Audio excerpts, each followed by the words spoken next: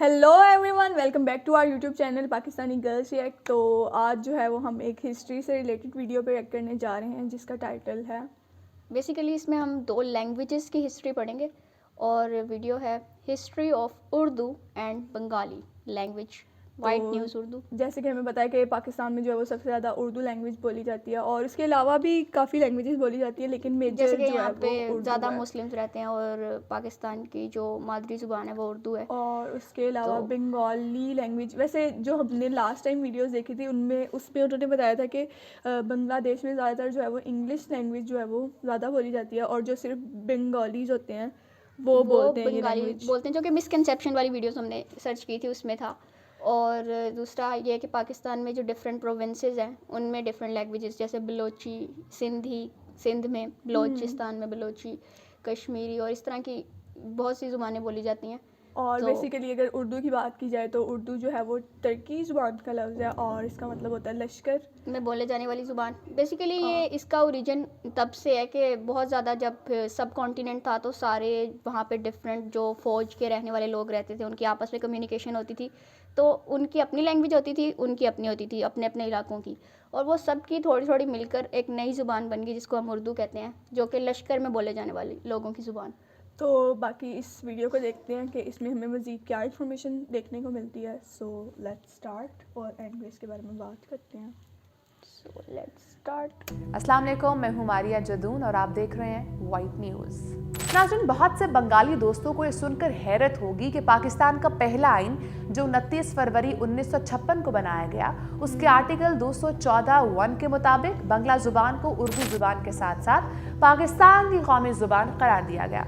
यही वजह है कि 1956 के बाद पाकिस्तानी करेंसी या डाक टिकटों को देखें तो हमें उस पर बांग्ला ज़ुबान साफ लिखी नज़र आती है। जब 1947 में पाकिस्तान बना तो उर्दू ज़ुबान को कौमी ज़ुबान करार दिया गया। हालांकि उर्दू ज़ुबान मशरक़ी या मगरबी पाकिस्तान में किसी भी सूबे की ज़ुबान नहीं थी।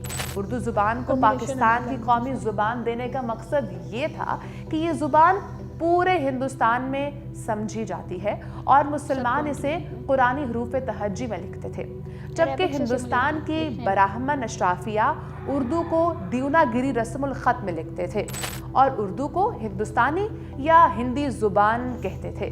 बहुत कम लोगों को मालूम होगा कि बरसग़ीर में उर्दू के अरूज का आगाज़ मशरक़ी बंगाल से हुआ और सरज़मीन बंगाल पे इस्लामी मदारिस के तुफ़ैल अरबी और फ़ारसी ज़ुबान के शाना बशाना उर्दू भी परवान चढ़ी। दिल्ली पर जब नादिर शाह ने हमला किया तो उर्दू के उदबा और शौरा ने बकसरत मुर्शिद आबाद यानी कि मगरबी बंगाल का रुख किया और उन्हें वहाँ उमरा की मेहमान नवाजी के साथ साथ बाकायदा सरपरस्ती से मुस्तफ़ीद होने का मौका मिला। बंगाल में अली वर्दी खान के दौरे हुकूमत में उर्दू खूब परवान चढ़ी। याद रहे कि नवाब अली वर्दी खान वही थे जिनके नवासे नवाब सिराजुद्दौला ने उनसे भी ज़्यादा शोहरत हासिल की, जबकि कहा जाता है कि नवाब सिराजुद्दौला ने उर्दू और फ़ारसी दोनों ज़ुबानों की खूब सरपरस्ती की।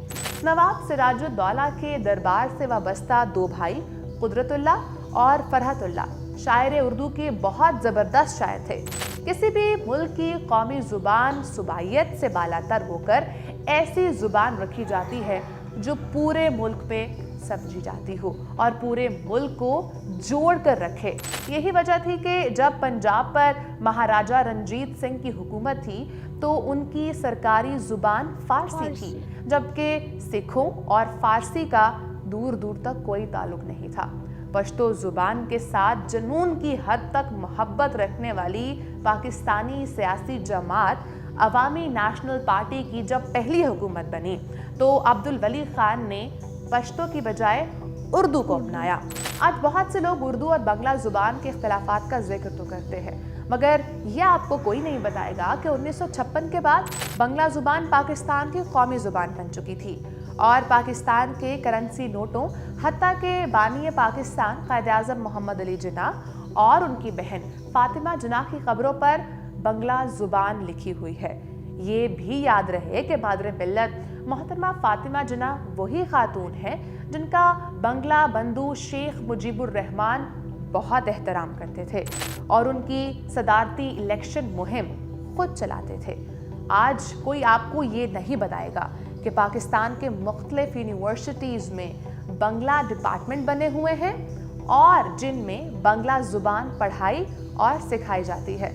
आज पाकिस्तान के दारुल हुकूमत से वाइट न्यूज़ बंगला के नाम से एक डिजिटल चैनल का भी आगाज़ हो चुका है और इस वक्त अब इसी चैनल पर ये वीडियो देख रहे हैं। और अगर आपको ये वीडियो पसंद आई है तो इस वीडियो को लाइक करें, शेयर करें।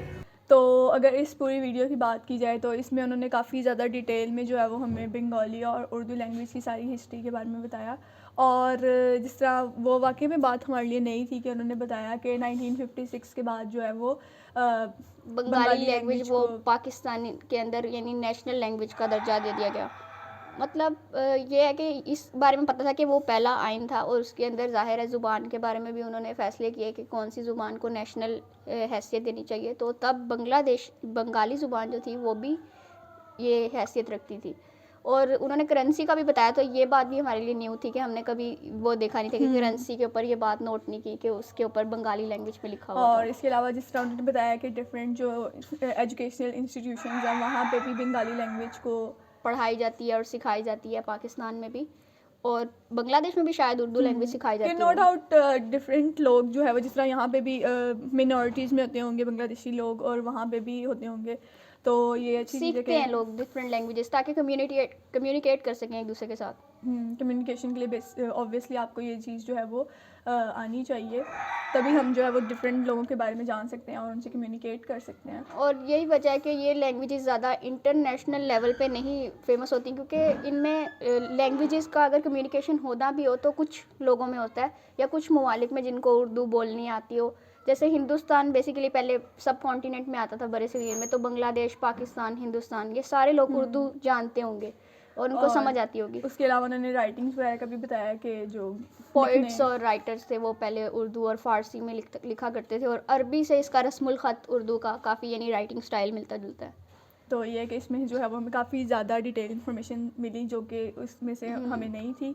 और बाकी अगर मज़ीद इस हवाले से कोई इन्फॉर्मेशन है तो आप हमें कमेंट सेक्शन में बता सकते हैं। और ओरिजिनल वीडियो को ज़रूर चेकआउट करें और उनको भी सपोर्ट करें। और अगर आपको हमारी वीडियोस पसंद आ रही हैं तो don't forget to give a like and subscribe to our channel. तो मिलते हैं नेक्स्ट वीडियो में।